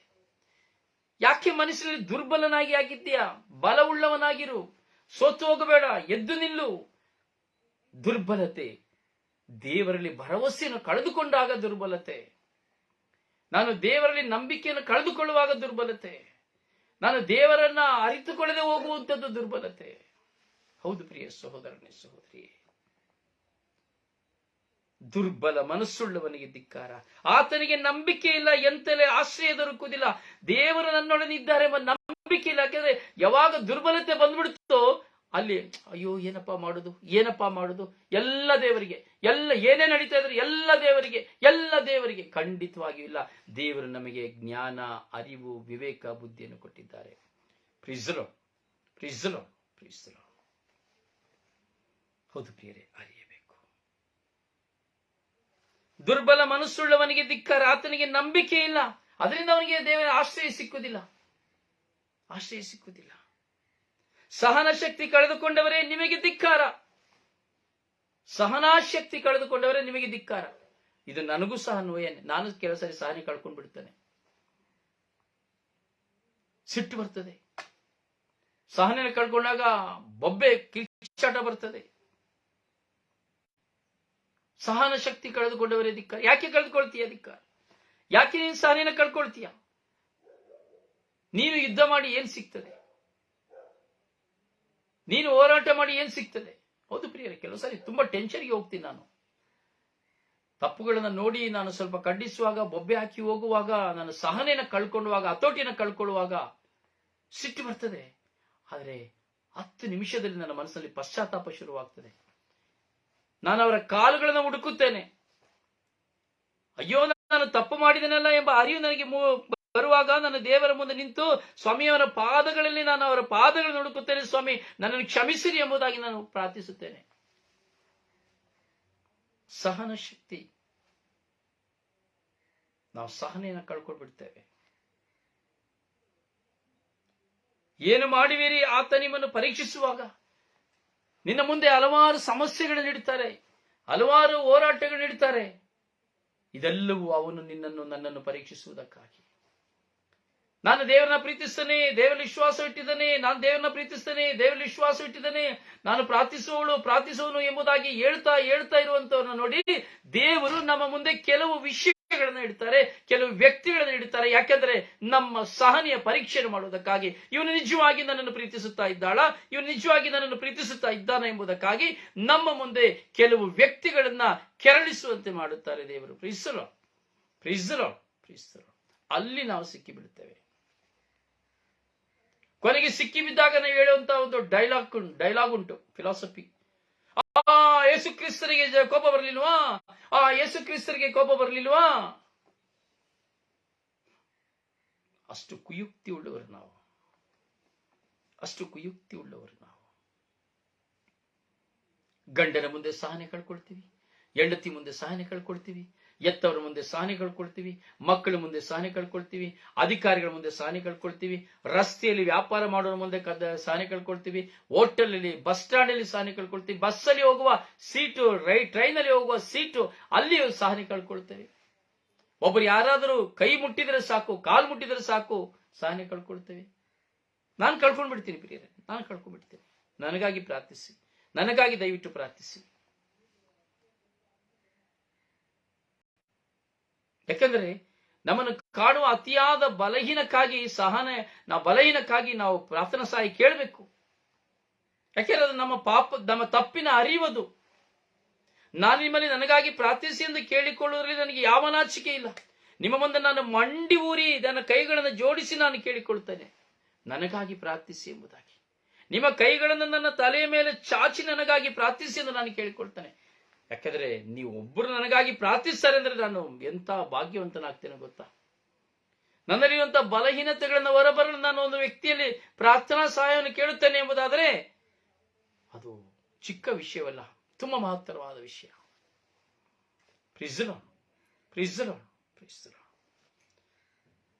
ಸಹನ ಶಕ್ತಿ ಕಳೆದುಕೊಂಡವರೇ ನಿಮಗೆ ಧಿಕ್ಕಾರ. ಏನು ಮಾಡುವಿನಿ ಆತ ನಿಮ್ಮನ್ನು ಪರೀಕ್ಷಿಸುವಾಗ? ಸೋತು ಹೋಗ್ತೇವೆ, ಫೇಲ್ ಆಗಿ ಹೋಗ್ತೇವೆ. ಶಾಲೆಗೆ ಹೋಗ್ತೀವಿ, 1 ವರ್ಷ ಓದಬೇಕು, ಓದು. ಮನೆಯಲ್ಲಿ ಅಪ್ಪ ಕೇಳ್ತಾರೆ ಓದುದ, ಅಮ್ಮ ಕೇಳ್ತಾರೆ ಓದು, ಟ್ಯೂಷನ್ ಹೇಳ್ತಾರೆ ಓದು, ಮಾಸ್ಟರ್ ಹೇಳ್ತಾರೆ ಓದು. ಪರೀಕ್ಷೆ ಬಂತು, ಬರಿದೆ, ರಿಸಲ್ಟ್ ಬಂತು, ಫೇಲ್. ಏನು ಕಾರಣ? ನಾನು ಓದಲಿಲ್ಲ.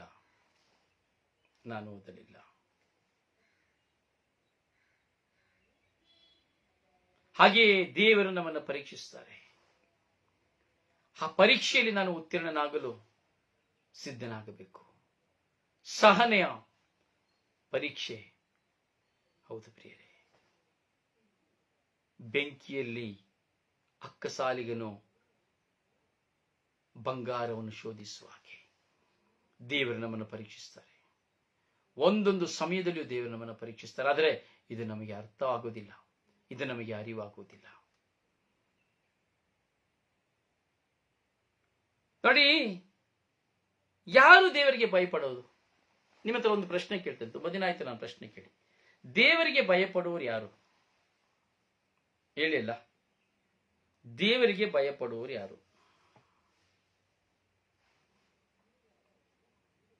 ದೇವರಿಗೆ ಭಯಪಡುವವರು ಯಾರು? ಪ್ರಶ್ನೆ. ನಿಮ್ಮ ಉತ್ತರ 1-2 ಪದಗಳಲ್ಲಿ.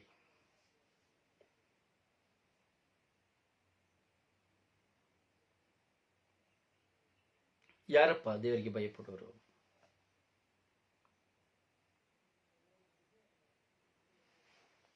ಮುಂಚೆ ಎಲ್ಲ, ನಾನು ಕೊರೋನಾಕ್ಕೆ ಮುಂಚೆ ಎಲ್ಲ ಧ್ಯಾನ ಪ್ರಾರಂಭಿಸುವಾಗ 5,000, 2,000, 1,000 ಪ್ರಶ್ನೆಗೆ ಉತ್ತರ ಕೊಡೋರಿಗೆ ಕೊಡ್ತಾ ಇದ್ದು. ಪ್ರಶ್ನೆಗಳಿಗೆ ಬಹುಮಾನವಿತ್ತು. ಈಗ ಇಲ್ಲ, ಈಗ ಕೊಡೋದಿಲ್ಲ. ಆದ್ರೆ ಈಗ ಕೇಳ್ತಾ ಇದ್ದೇನೆ, ಯಾರು ದೇವರಿಗೆ ಭಯಪಡುವವರು? ಬಡವರು, ಪ್ರೀಸರು, ದೇವರಲ್ಲಿ ಭಕ್ತಿ ಉಳ್ಳವರು, ಪ್ರೀಸರು ಹೇಳಿ. ದಯವಿಟ್ಟು ಕಾಪಿ ಚೆಟ್ ಮಾಡಬಾರ್ದು, ಕಾಪಿ ಚೆಟ್ ಮಾಡಿ ಬರಿಬಾರ್ದು, copy ಚೆಟ್ ಬರಿಬಾರ್ದು. Who is keeping faith in God? ದೇವರಲ್ಲಿ ಭಕ್ತಿಯುಳ್ಳವರು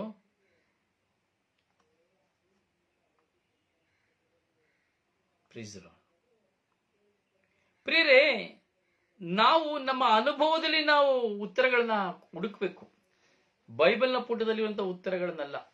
ನಾವು ಏನಾಗ್ತಾ ಇದೀವಿ ಗೊತ್ತಾ, ಇವತ್ತು ಏನ್ ನಡೀತಾ ಅಂದ್ರೆ ಬರೀ ಬೈಬಲ್ನ ತೆಗೆದು ಬರೀ ಬೈಬಲ್ ಇರೋದನ್ನ ನೋಡಿ ಬರೀ ಬೈಬಲ್ನ ಮಾತ್ರ ನಾವು ನೋಡ್ತಾ ಇದ್ದೇವೆ, ಪ್ರಪಂಚನ ನೋಡ್ತಾ ಇಲ್ಲ. ನಮ್ಮ ಸ್ವಂತ ಬುದ್ಧಿನ ನಾವು ನೋಡ್ತಾ ಇಲ್ಲ. ನಾವು ನಮ್ಮ ಸ್ವಂತ ಆಲೋಚನೆಗಳಿಗೆ ನಾವು ಹೋಗ್ತಾ ಇಲ್ಲ. ಸ್ವಂತ ದೇವರ ವಾಕ್ಯದಲ್ಲಿ, ನಮ್ಮ ಸ್ವಂತ ಅನುಭವಗಳಲ್ಲಿ ನಾವು ದೇವರ ಭರವಸೆಯಲ್ಲಿ ಕಾಣ್ತಾ ಇಲ್ಲ. ಹೌದು ಪ್ರಿಯರೇ, ಯಾರು ದೇವರಿಗೆ ಭಯಪಡುವವರು ಯಾರು ಅಂದ್ರೆ, ಯಾರು ಆ ದೇವರ ಮಾತುಗಳನ್ನ ಮೀರುವುದಿಲ್ಲವೋ ಅವನೇ. ಯಾರು ದೇವರ ಮಾತುಗಳನ್ನು ಮೀರೋದಿಲ್ವೋ ಅವನು ದೇವರಿಗೆ ಭಯಪಡ್ತಾನೆ ಎಂಬುದಾಗಿ ಅರ್ಥ. ಹೌದು, ಯಾರು ಆ ದೇವರನ್ನ ಪ್ರೀತಿಸ್ತಾನೋ ಅವನು ಆ ದೇವರಿಗೆ ಭಯಪಡ್ತಾನೆ ಎಂಬುದಾಗಿ ಅರ್ಥ. ಎರಡು ವಿಷಯದಲ್ಲಿ ಸಂಪೂರ್ಣತೆ ಅಡಕವಾಗಿದೆ. ಯಾರು ದೇವರನ್ನ ಪ್ರೀತಿಸ್ತಾನೋ, ಯಾರು ಆತನ ಮಾತನ್ನ ಮೀರುವುದಿಲ್ಲವೋ ಅವನೇ ದೇವರಿಗೆ ಭಯಪಡುವವನು. ನೀವು ಹೇಳಿದಂತಹ ಉತ್ತರಗಳೆಲ್ಲವೂ ಒಂದು ಸಮಂಜಸವಾದಂತಹ ಉತ್ತರಗಳೇ, ಸರಿಯಾದ ಉತ್ತರಗಳೇ, ತಪ್ಪಲ್ಲ.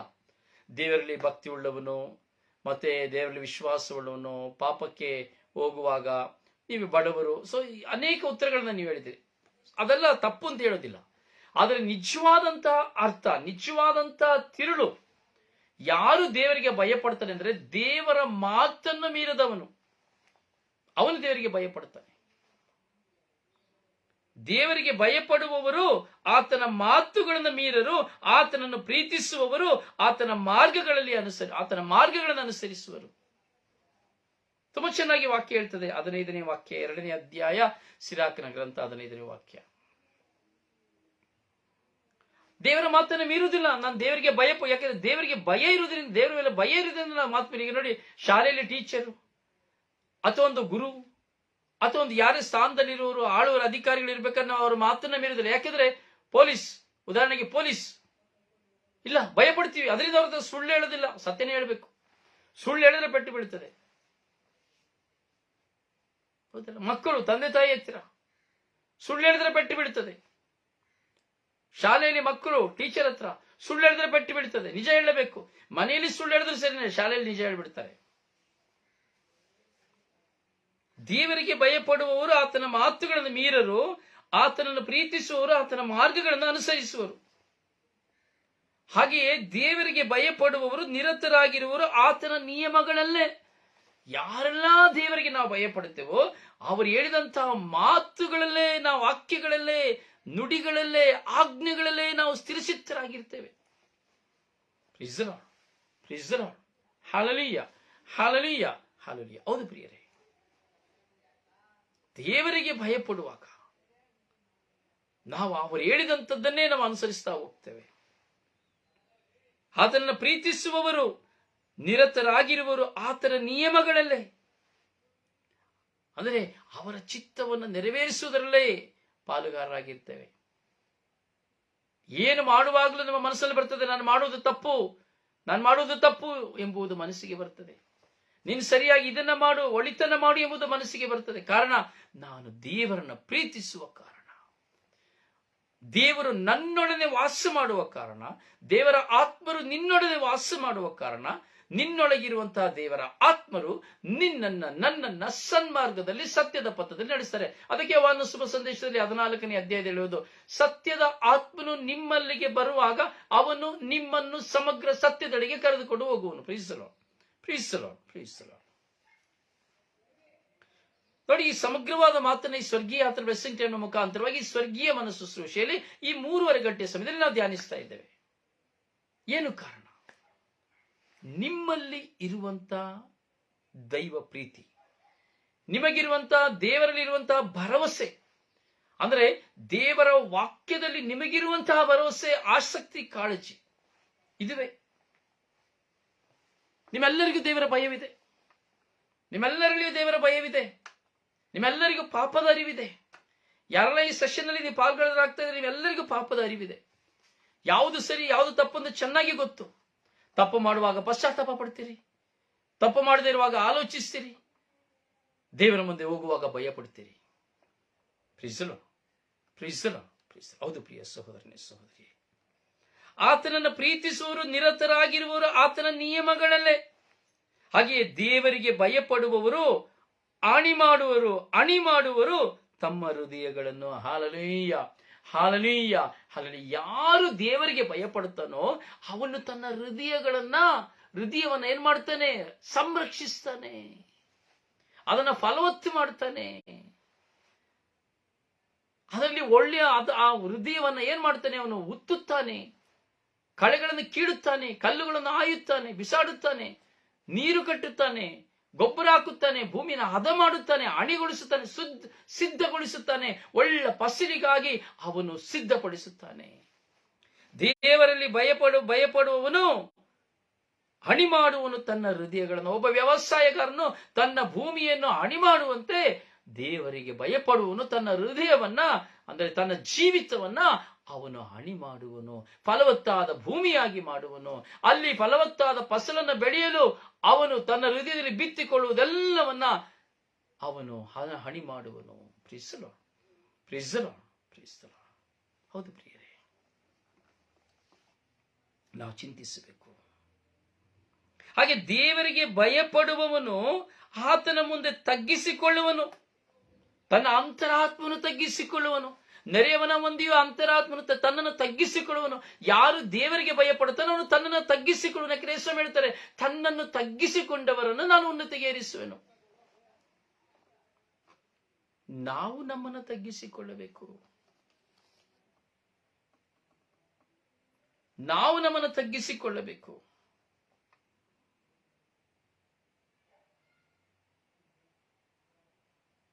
ಹೌದು, ದೇವರಿಗೆ ನಾನು ಭಯಪಡ್ತೇನೆ ಅಂದರೆ ತಗ್ಗಿಸಿಕೊಳ್ತೇನೆ, ಇಲ್ಲಾಂದ್ರೆ ನಾನು ತಗ್ಗಿಸಿಕೊಳ್ಳಿಕ್ಕೆ ಆಗುದಿಲ್ಲ. ಕಾರಣ ಅಲ್ಲಿ ದೈವ ಭಯವಿರುವುದಿಲ್ಲ. ಮಾನವನ ಕೈಗೆ ಸಿಕ್ಕಿ ಬಿಡದಂತೆ ಒಪ್ಪಿಸಿ ಬಿಡೋಣ ನಮ್ಮನ್ನೇ ದೇವರಿಗೆ. ಕಾರಣ ಆತನ ಮಹಿಮೆ ಇದ್ದಂತೆಯೇ ಇರುವುದು ಆತನ ಕೃಪೆ. Hallelujah hallelujah. ಹೇಗೆ ಒಬ್ಬ ಮನುಷ್ಯನಿಗೆ ನಮ್ಮ ಜೀವನ ಒಪ್ಪಿಸಿಕೊಟ್ಬಿಡ್ತಾನೋ, ಹೇಗೆ ಒಂದು ಹೆಣ್ಣಾದವಳು ತನ್ನ ಗಂಡನಿಗೆ ತನ್ನನ್ನು ಒಪ್ಪಿಸಿ ಬಿಡ್ತಾಳೋ, ಹೇಗೆ ಮಕ್ಕಳು ಹೆಂಡತಿ ತನ್ನ ಗಂಡನಿಗೆ ತನ್ನನ್ನು ಒಪ್ಪಿಸಿ ಬಿಡ್ತಾಳೋ, ಹೇಗೆ ಒಂದು ವ್ಯಕ್ತಿಗೆ ಸಂಪೂರ್ಣವಾಗಿ ಶರಣಾಗಿ ಗುಲಾಮರಾಗಿ ಹೋಗ್ತಾರೋ, ಹಾಗೆ ನಮ್ಮನ್ನ ಸಂಪೂರ್ಣವಾಗಿ ದೇವರಿಗೆ ಒಪ್ಪಿಸಿ ಬಿಡೋಣ ಎಂಬುದಾಗಿ ಸಿರಾಕನು ತನ್ನ ಜ್ಞಾನದ ಮೂಲಕವಾಗಿ ಪ್ರಕಟಿಸಿ ನಮಗೆ ಬುದ್ಧಿವಾದವನ್ನು ಹೇಳ್ತಾ ಇದ್ದಾನೆ. ಹೌದು ಪ್ರಿಯರೇ, ಹೌದು. ಎಷ್ಟು ಜನ ಅರಿತುಕೊಳ್ತಾ ಇದ್ದಾವೆ? ಇದನ್ನೇ ಹೇಳುದು ಎಕ್ಲಸ್ಟಿಯಸ್ಟಿಕಸ್. ತುಂಬಾ ಆಳವಾದ ಜ್ಞಾನಾರ್ಜನೆ ಹೊಂದಿದಂತ ಸಿರಾಕನ ಪುಸ್ತಕ ಎಕ್ಲಸ್ಟಿಯಸ್ಟಿಕಸ್. ಅರಿವು ಮಾನವನ ಕೈಗೆ ಸಿಕ್ಕಿ ಬಿಡದಂತೆ ಒಪ್ಪಿಸಿ ಬಿಡೋಣ, ನಾವು ಮನುಷ್ಯನ ಕೈಗೆ ಸಿಕ್ಕದಂತೆ, ಯಾವ ದುಷ್ಟನ ಕೈಗೆ ಸಿಕ್ಕದಂತೆ, ಯಾವ ವಂಚಕನ ಕೈಗೆ ಸಿಕ್ಕದಂತೆ, ಯಾವ ಮೋಸಗಾರನ ಕೈಗೆ ಸಿಕ್ಕದಂತೆ, ಯಾವ ಕಾಮುಕನ ಕೈಗೆ ಸಿಕ್ಕದಂತೆ, ಯಾವ ನೀಚನ ಕೈಗೆ ಸಿಕ್ಕದಂತೆ, ಯಾವ ಕುಡುಕನ ಕೈಗೆ ಸಿಕ್ಕದಂತೆ, ಯಾವ ದುಷ್ಟನ ಕೈಗೆ ಸಿಕ್ಕದಂತೆ, ಯಾವ ಕೊಲೆಗಡಕನ ಕೈಗೆ ಸಿಕ್ಕದಂತೆ, ನಾಶ ಮಾಡುವವನ ಕೈಗೆ ಸಿಕ್ಕದಂತೆ, ನಮ್ಮನ್ನು ಕೊಳ್ಳೆ ಹೊಡೆಯುವವನ ಕೈಗೆ ಸಿಕ್ಕದಂತೆ ನಮ್ಮನ್ನು ದೇವರಿಗೆ ಒಪ್ಪಿಸಿ ಬಿಡೋಣ. ನಮ್ಮನ್ನು ಒಪ್ಪಿಸಿ ಬಿಡೋಣ. Praise the lord, praise the lord, praise the lord. ಯಾಕೆಂದರೆ ಆತನ ಮಹಿಮೆ ಇದ್ದಂತೆ ಇರುವುದು ಆತನ ಕೃಪೆ. ನಾವು ಆತನ ಮಹಿಮೆಯಲ್ಲಿ ಒಂದಾಗ್ತೇವೆ. ಆತನ ಮಹಿಮೆ ನಮ್ಮನ್ನು ಸಂರಕ್ಷಿಸುತ್ತದೆ, ಆತನ ಕೃಪೆ ನಮ್ಮನ್ನು ಸಂರಕ್ಷಿಸುತ್ತದೆ. Praise the lord, praise the lord, praise the lord.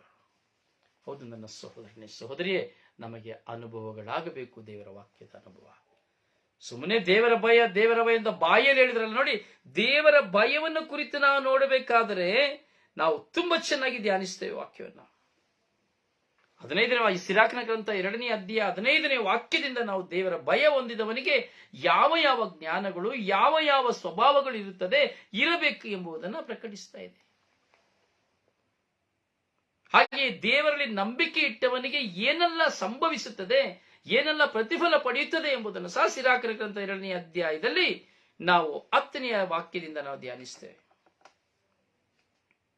ದೇವರ ಕರುಣೆಯಿಂದ ನಮಗೆ ದೇವರ ದಯೆ, ದೇವರಲ್ಲಿ ನಾನು ಭಯಭಕ್ತಿಯುಳ್ಳವನಾಗಿರುವಾಗ ದೇವರ ಕರುಣೆ ಎಷ್ಟು ಶಕ್ತವಾದದ್ದು ಎಂಬುದನ್ನು ನಾವು ಧ್ಯಾನಿಸ್ತೇವೆ. ಪ್ರಿಯ, ನಾವು ಆಲಿಸುವಂತಹ ವಾಕ್ಯಗಳು ಜೀವಂತವಾದ ವಾಕ್ಯಗಳು, ಸತ್ಯವಾದ ವಾಕ್ಯಗಳು. ನೋಡಿ, ಆ ಕೊನೆಯ ವಾಕ್ಯವನ್ನು ನಾವು ಧ್ಯಾನಿಸ್ತೇವೆ. ಮನುಷ್ಯನ ಕೈಗೆ ನಾವು ಸಿಕ್ಕಿ ಬಿಡದಂತೆ ಒಪ್ಪಿಸಿ. ನೋಡಿ, ಇವತ್ತು ಮನುಷ್ಯನ ಕೈಗೆ ನಾವು ಸಿಕ್ಕಬಾರದು. ನಮ್ಮನ್ನ ಮೋಸ ಮಾಡಿ ಬಿಡ್ತಾರೆ, ನಮ್ಮನ್ನ ವಂಚಿಸಿ ಬಿಡ್ತಾರೆ, ನಮ್ಮ ಹತ್ರ ಇರೋದನ್ನೆಲ್ಲ ಕೊಳ್ಳೆ ಹೊಡೆದು ಬಿಡ್ತಾರೆ, ನಮ್ಮನ್ನ ರಸ್ತೆಗೆ ತಂದು ಬಿಡ್ತಾರೆ, ನಮ್ಮನ್ನ ಹರಾಜು ಮಾಡಿ ಬಿಡ್ತಾರೆ, ಇರುವ ತನಕ ಜೊತೆಯಲ್ಲಿದ್ದು ತಿಂದು ಕುಡಿದು ತೇಗಿ ಬಿಸಾಡಿ ಬಿಡ್ತಾರೆ. ನಮಗಿರಬೇಕು ದೃಷ್ಟಿ ಕೊಕ್ಕರೆಯಂತೆ. ದೇವರ ವಾಕ್ಯದ ನಿಮಿತ್ತವಾಗಿ ನಾವು ಕೊಕ್ಕರೆಯಂತೆ ಕಾದು ಕುಳಿತುಕೊಳ್ಳಬೇಕು. ದೇವರ ವಾಕ್ಯವನ್ನು ಕುರಿತು, ದೇವರ ವಾಕ್ಯವನ್ನು ಅನುಭವಿಸಲು, ದೇವರ ವಾಕ್ಯದಿಂದಲೇ ನನಗೆ ಎಂಬುದಾಗಿ ಆ ದೇವರ ವಾಕ್ಯಕ್ಕಾಗಿ ಹಗಲಿರುಳು ಕಾದು ಕುಳಿತುಕೊಳ್ಳಬೇಕು, ಆ ಕೊಕ್ಕರೆಯಂತೆ. ನೋಡಿ, ನೀರಿನಲ್ಲಿರುವ ಕೊಕ್ಕರೆಯನ್ನು ನೋಡುತ್ತೇವೆ, ಒಂದೇ ಕಾಲಿನಲ್ಲಿ ನಿಂತುಕೊಳ್ಳುತ್ತದೆ, 2 ಕಾಲಿನಲ್ಲಿ ನಿಂತುಕೊಳ್ಳುತ್ತದೆ. ಯಾಕೆ ಗೊತ್ತುಂಟಾ? ಮೀನಿಗೆ ಗೊತ್ತು 2 ಕಾಲಿರುವಾಗ ಅದು ಕೊಕ್ಕರೆ ಅದನ್ನು ಬೇಟೆಯಾಡುವ ಪ್ರಾಣಿ ಎಂಬುದಾಗಿ. ಬರೀ 1 ಕಾಲನ್ನು ಮಾತ್ರ ಇಟ್ಟು ಕೆಸರಿನಲ್ಲಿ ಅದು ತನ್ನ ಕಾಲನ್ನು ಮುಚ್ಚಿಕೊಳ್ಳುತ್ತದೆ, ಸಿಪ್ಪೆಗಳ ಮಧ್ಯದಲ್ಲಿ ತನ್ನ ಕಾಲನ್ನು ಮುಚ್ಚಿಕೊಳ್ಳುತ್ತದೆ. ದೃಷ್ಟಿಸಿ ಒಂದೇ ಕಡೆ ಅಲುಗಾಡದೆ ಗಂಟೆಗಳ ಕಾಲ ಒಂದೇ ಕಡೆ ಕಾದು ಕುಳಿತುಕೊಳ್ಳುತ್ತದೆ. ಕೊಕ್ಕರೆಯು ಅತ್ತಿತ್ತ ಓಡುವುದಿಲ್ಲ, ತನ್ನ ಬೇಟೆ ತನ್ನ ಕಾಲಿನವರೆಗೆ ಬರುತ್ತದೆ ಎಂಬುದಾಗಿ ಭರವಸೆಯಿಂದ ತನ್ನ ಕಾಲಿನ ಬಳಿ ಬರುವವರೆಗೂ ಕೊಕ್ಕರೆಯು ಅಲುಗಾಡದಲ್ಲಿಯೇ ನಿಂತಿರುತ್ತದೆ. ಬಂದ ತಕ್ಷಣ ಬೇಟೆಯಾಡುತ್ತದೆ. ಪ್ರಿಯರೇ, ಹೀಗಿರಬೇಕು ನಮ್ಮ ಜೀವನ. ದೇವರ ವಾಕ್ಯ ಎಂದು ಹೇಳುವಾಗ ಆ ವಾಕ್ಯಕ್ಕಾಗಿ ನಾವು ಕಾದು ಕುಳಿತುಕೊಳ್ಳಬೇಕು. ಯಾರು ದೇವರ ವಾಕ್ಯಕ್ಕಾಗಿ ಕಾದು ಕುಳಿತುಕೊಂಡು ಆ ದೇವರ ವಾಕ್ಯವನ್ನ ತನ್ನ ಜೀವಿತದಲ್ಲಿ ಅದನ್ನು ಅನುಭವಿಸುತ್ತಾನೋ, ತನ್ನ ಜೀವಿತದಲ್ಲಿ ಭಯಭಕ್ತಿಯಿಂದ ಯಾವಾಗ ಆ ವಾಕ್ಯಗಳನ್ನು ತನ್ನ ಹೃದಯದಲ್ಲಿ ಅವನು ಇಟ್ಟುಕೊಳ್ಳುತ್ತಾನೋ, ಅವನ ರಕ್ಷಣೆ ಹೊಂದುವನು. ಒಂದು ಕೊಕ್ಕರೆಯಾಗಿ, ಒಂದು ಬಕ ಪಕ್ಷಿಯಂತೆ ನಾನು ದೇವರ ವಾಕ್ಯಕ್ಕಾಗಿ ಕಾದು ಕುಳಿತುಕೊಳ್ಳಬೇಕು. ನನ್ನ ಮನಸ್ಸು ಕೇಂದ್ರೀಕೃತವಾಗಿರಬೇಕು. ಇಹಲೋಕದ ಮನುಷ್ಯನ ಕೈಗೆ ನನ್ನನ್ನು ಬಿಟ್ಟು ಕೊಡಬಾರದು. ಇಹಲೋಕದ ಮನುಷ್ಯನ ಕೈಗೆ ನನ್ನನ್ನು ಬಿಟ್ಟು ಕೊಡಬಾರದು. ಪ್ರೀಸಲು ಪ್ರೀಸಲು ಪ್ರೀಸ್ತರು. ಹೌದು ನನ್ನ ಸಹೋದರನೇ, ಸಹೋದರಿಯೇ, ನಾವು ಮನುಷ್ಯರ ಕೈಯಲ್ಲಿ ಸಿಕ್ಕಿ ಬಿಡುತ್ತೇವೆ. ಕೆಲವು ಸಾರಿ ಹಲವಾರು ವಿಧದಲ್ಲಿ ಸಿಕ್ಕಿಬಿದ್ದು ನಮ್ಮ ಜೀವನವನ್ನು ನಾಶ ಮಾಡಿಕೊಂಡಿದ್ದೇವೆ. ಯೋಚನೆ ಮಾಡಿ ನೋಡಿ, ನಮ್ಮ ಯೌವನದ ದಿನದಿಂದ ಈ ದಿನದವರೆಗೂ ನಮ್ಮ ಜೀವಿತದಲ್ಲಿ ನಾವು ಎಷ್ಟು ಜನರ ಕೈಗೆ ಸಿಕ್ಕಿ ನಮ್ಮನ್ನು ನಾಶಪಡಿಸಿಕೊಂಡಿರಬಹುದು, ಎಷ್ಟು ವಿಧದಲ್ಲಿ, ಯಾವ ವಿಧದಲ್ಲಿ ಮೋಸ ಹೋಗಿರಬಹುದು. ಪ್ರೀಸಲು ಪ್ರೀಸ್ತರು. ಪ್ರಿಯರೇ, ನಾವು ಅರಿಯಬೇಕು, ದೇವರಲ್ಲಿ ಭರವಸೆ ಉಳ್ಳವರಾಗಿರಬೇಕು, ಮನುಷ್ಯನಲ್ಲಿ ಅಲ್ಲ. ಮನುಷ್ಯನಲ್ಲಿ ಅಲ್ಲ. ಹೌದು, ಅಂಜುಬುರುಕರೇ, ದುರ್ಬಲರೇ, ಕಪಟ ಪಾಪಿಗಳೇ, ಧಿಕ್ಕಾರ. ದುರ್ಬಲ ಮನಸ್ಸುಳ್ಳವರೇ, ನಿಮಗೆ ಧಿಕ್ಕಾರ.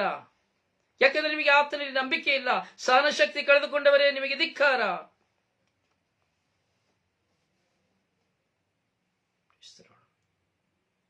ಹಾವಿನಂತ ಯುಕ್ತಿಯೂ ಇರಬೇಕು, ಪಾರಿವಾಳದಂತ ಸರಳತೆಯೂ ಇರಬೇಕು. ಬರೀ ಭಯಪಟ್ಟು ಭಯಪಟ್ಟು ಭಯಪಟ್ಟು ಭಯಪಟ್ಟು ಗಂಡ ಹೊಡಿತಾನೆ, ಗಂಡ ಹೊಡಿತಾನೆ, ಗಂಡ ಹೊಡಿತಾನೆ, ಗಂಡ ಬೈತಾನೆ, ಗಂಡ ಹೊಡಿತಾನೆ, ಗಂಡ ಬೈತಾನೆ ಅಂದ್ರೆ ಸಾಯ ತನಕ ನೀನು ಆ ಗಂಡನ ಹತ್ರ ಗುಲಾಮನಾಗಿ ಇರಬೇಕು. ಯಾಕೆ ಅವನು ಹೊಡಿತಾನೆ, ಯಾಕೆ ಅವನು ಬೈತಾನೆ, ಅದನ್ನ ಕೇಳಬೇಕು. ಅವನನ್ನೆದುರಿಸಿ ನಿಲ್ಲಬೇಕು. ನೀತಿಯ ನಿಮಿತ್ತವಾಗಿ, ನ್ಯಾಯದ ನಿಮಿತ್ತವಾಗಿ. ನೀನು ನಿರಪರಾಧಿ ಆಗುವುದಾದ್ರೆ ಅದನ್ನು ನಿಲ್ಲಬೇಕು ನೀನು. ಅಯ್ಯೋ, ಅಧಿಕಾರಿ ಬೈತಾನೆ, ಅಧಿಕಾರಿ ಹೊಡಿತಾನೆ, ಅಧಿಕಾರಿ ಬೈತಾನೆ, ಪನಿಷ್ಮೆಂಟ್ ಯಾಕೆ ಬೈತಾನೆ, ನೀನೇನನ್ನು ಮಾಡಿದ್ದೀಯಾ? ಯೋಚಿಸಬೇಕು. ದುರ್ಬಲ ಮನಸ್ಸುಳ್ಳವನಾಗಿರಬಾರದು, ಸಹನೆಯನ್ನು ಕಳೆದುಕೊಂಡವನಾಗಿರಬಾರದು.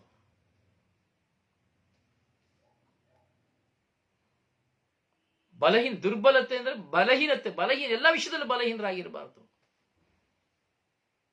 ಹೆಂಡತಿಗೆ ಭಯಪಡುವ ಅವಶ್ಯಕತೆ ಇಲ್ಲ, ಹಾಗೆ ಗಂಡನಿಗೂ ಭಯಪಡುವ ಅವಶ್ಯಕತೆ ಇಲ್ಲ. ಆದರೆ ಗಂಡನಿಗೆ ನಾನು ವಿನಯತೆಯುಳ್ಳವನಾಗಿ, ಆತನ ನನ್ನ ಗಂಡ, ದೇವರು ನನಗೆ ಕೊಟ್ಟಂತವನು ಎಂಬ ಗೌರವವನ್ನು ಸೂಚಿಸಬೇಕು. ಅದಕ್ಕೆ ಎಫೆಸರಿಗೆ ಬರೆದ ಪತ್ರದಲ್ಲಿ ನಾನು ನೋಡುತ್ತೇವೆ, ನಿನ್ನ ಧರ್ಮಸಭೆಯನ್ನು ನಿನ್ನ ಪ್ರೀತಿಸುವಂತೆ ನಿನ್ನ ಹೆಂಡತಿಯನ್ನು ಪ್ರೀತಿಸು. ಹಾಗೆ ಯೇಸುಸ್ವಾಮಿ ಶಿರಸ್ಸು ಧರ್ಮಸಭೆಗೆ, ಹಾಗೆಯೇ ಯೇಸುಸ್ವಾಮಿಯನ್ನು ಪ್ರೀತಿಸುವಂತೆ ನಿನ್ನ ಗಂಡನ ಪ್ರೀತಿಸು. ಹೌದು, ಆದರೆ ಜ್ಞಾನ, ಸ್ನೇಹಿತರ ಮುಂದೆ ಜ್ಞಾನ, ಎಂತ ಗುರು ಯಾರೇ ಇದ್ರು ನಮಗೆ ಸಹನ ಶಕ್ತಿ ಇರಬೇಕು, ದುರ್ಬಲತೆ ಇರಬಾರದು. ಯಾರ ಮುಂದೆಯೂ ದುರ್ಬಲತೆ ಇರಬಾರದು. ಪಾಪದ ಮುಂದೆ ದುರ್ಬಲರಾಗಿರಬಾರದು, ಬಲಹೀನರಾಗಿರಬಾರದು. ಪಾಪವು ನನ್ನ ಮುಂದೆ ಬರುವಾಗ, ಪಾಪವು ನನ್ನನ್ನು ಬೇಟೆಯಾಡುವಾಗ, ಪಾಪದ ಚಿಂತನೆಗಳು ನನ್ನ ಮುಂದೆ ಬರುವಾಗ ನಾನು ದುರ್ಬಲನಾಗಬಾರದು. ಇದು ಮುಖ್ಯ. ಪಾಪವು ನನ್ನನ್ನು ಬೇಟೆಯಾಡುವಾಗ ನಾನು ಅಯ್ಯೋ ಏನು ಮಾಡೋದು, ಬಲಹೀನ, ಅಯ್ಯೋ ನಾನು ಹೀಗೆ ಮಾಡಿಬಿಟ್ಟೆ. ಇಲ್ಲ. ಪಾಪವು ನಿನ್ನ ಮುಂದೆ ಬರುವಾಗ, ನನ್ನ ಮುಂದೆ ಬರುವಾಗ ನಾನು ದುರ್ಬಲನಾಗಿರಬಾರದು, ನಾನು ಜಯಿಸುವನಾಗಿರಬೇಕು.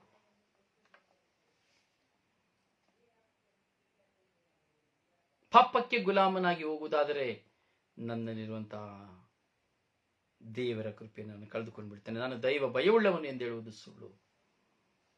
ಆದ್ದರಿಂದ ಪ್ರಿಯರೇ, ನಾವು ಆಲಿಸ್ತಾ ಇದ್ದೀವಿ ದೇವರ ವಾಕ್ಯವನ್ನ. ಆಲಿಸುವ, ಧ್ಯಾನಿಸುವ, ಪಾಲಿಸುವ. ದಯವಿಟ್ಟು ಎಲ್ಲರಿಗೂ ನೀ ಲಿಂಕನ್ನು ಕಳಿಸುವಾಗ ಎಲ್ಲರಿಗೂ ಶೇರ್ ಮಾಡಿ. ಆಲಿಸಿ, ಧ್ಯಾನಿಸಿ, ಪ್ರಾರ್ಥಿಸಿ, ಅನುಸರಿಸಿ. ದೇವರು ನಿಮ್ಮನ್ನು ಆಶೀರ್ವದಿಸಲಿ. ನಿಮಗಾಗಿ ಪ್ರಾರ್ಥಿಸುವ ನಿಮ್ಮ ಸೇವಕ ಬ್ರದರ್ ರೊಜಾರಿಯೋ ಪಾಂಡವಪುರ. ಪ್ರೀಸಲು.